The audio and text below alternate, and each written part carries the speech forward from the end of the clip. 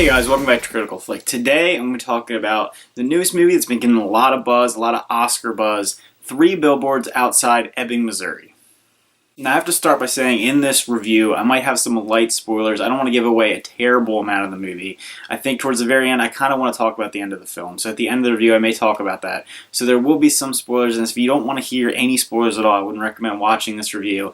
But if you watched it and you want to see how I feel about it, then just go ahead and keep watching. So 3 Billboards is directed by Martin McDonagh, who you might know from doing a couple like cult dark comedy hits, In Bruges, which I liked, and also Seven Psychopaths, which I thought was really good. So I was pretty excited going into this movie. I thought it was going to have that very similar, very dark comedic style to it, and while it did have that, I don't feel like it had it to the levels of like an In Bruges or Seven Psychopaths. So this movie stars Frances McDormand, who plays a grieving mother whose daughter was killed in a horrific murder in this small town, and she's just absolutely sick of the fact that the police department hasn't come with any leads. No one knows what happened to her daughter, so she decides to put out these 3 billboards that showcase that, you know, things aren't being done and this isn't being handled well by the police, and it throws this whole small town into flux. So the characters that portray the police department in this movie are Sam Rockwell and Woody Harrelson. I have to say, Sam Rockwell's performance was the best thing about this movie.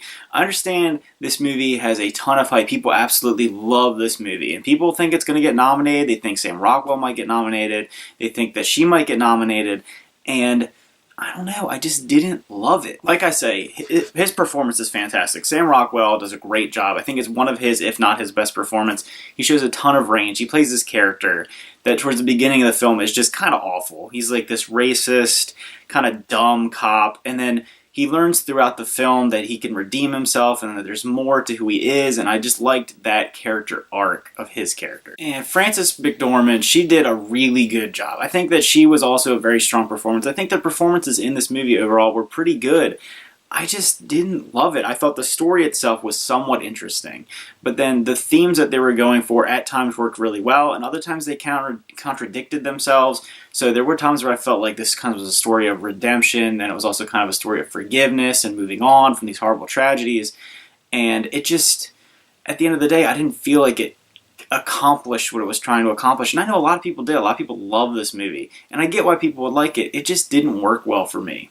They really did capture a small town vibe. I grew up in a really small town in rural Pennsylvania, so I do get what they were going for with that. I thought they did a good job of showing kind of like the town is in everybody else's business, and they all are kind of like, you know, it's interesting to see that dynamic in the film. A small rural town that's obviously like a little poorer, and they don't, you know, it's kind of like, oh, they live for this kind of drama in their town. And like some of his earlier films from this director, it was a little offbeat, it was a little weird. It did have that dark comedy, and I thought the comedy worked well when it was in the movie, but I didn't feel like it went far enough on that comedy aspect. It was very heavy drama, and it was actually like a really depressing movie. A lot of the movie was super depressing, and I get that not all movies need to be happy, and I get that, you know, you can have a really good, sad, depressing, downing movie, but I just left this movie and I just felt like awful. Like I leave the movie feeling like this was like a triumphant story that was from the bottoms, or maybe appreciate my own life. I just felt like it was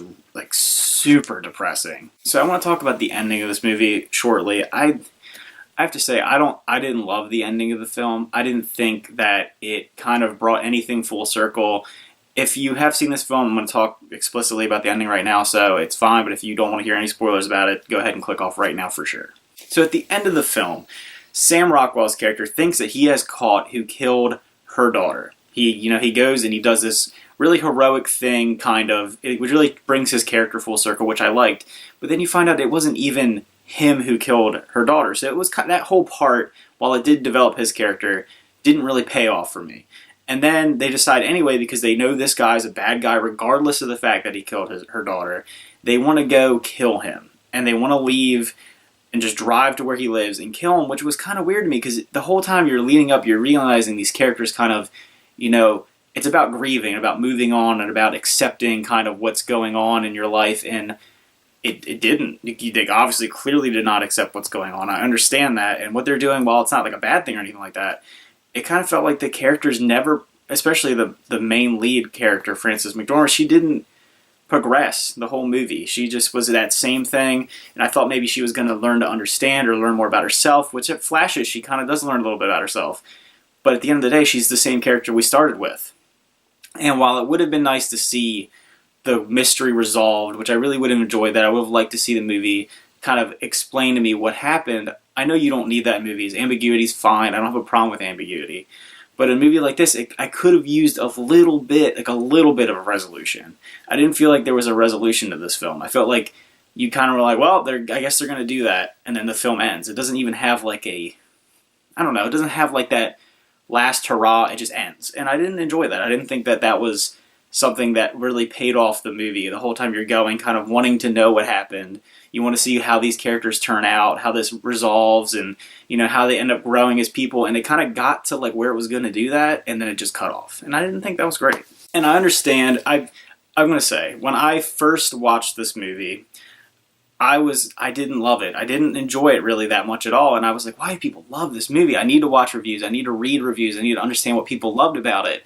And I guess it missed the mark for me. I understand that the movie now is kind of just about how people deal with loss and how they deal with tragedy. And we've seen this a million times in movies. We've seen this time and time again, and there's some movies that really stand out that do a really good job of it. I personally loved Wind River that came out this year. I think that is an excellent film that to deal with loss, deal with tragedy, a lot of very similar themes, racially charged. And I thought it did a lot better job, and I got a resolution, I got great performances, and I got great cinematography, and I got great writing.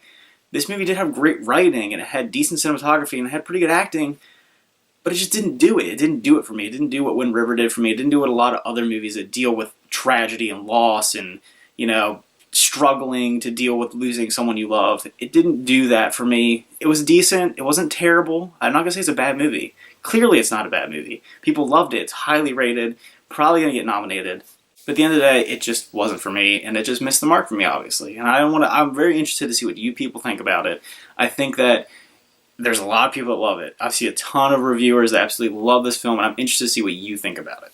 So at the end of the day, I'm probably going to give this movie a 6.5 out of 10. I may have sounded like I hated it. I know it's a good movie. I had really good performance, especially Sam Rockwell, fantastic. But at the end of the day, it just didn't hit me in a way that I was like, this is a great movie. It's a very remarkable masterpiece. I'm going to love to see this again, see it in the future. I don't ever plan on seeing this movie again. It didn't do anything for me that other movies haven't done for me before and in a more interesting way. Alright guys, thanks for watching. Remember to like and subscribe. And again, put your thoughts on the movie. I know a lot of people are going to disagree with me. I completely understand. I'm not saying it's a bad movie. It wasn't for me. It didn't hit me like it hit a lot of other people. And I understand I'm in the minority. But yeah, I'm just interested to see what you think. Maybe someone agree with me. I mean, obviously a lot of people don't agree with me. But maybe someone will agree with me. And maybe you guys will shed some light on some things that I didn't understand about the film. Alright guys, thanks for watching and see ya.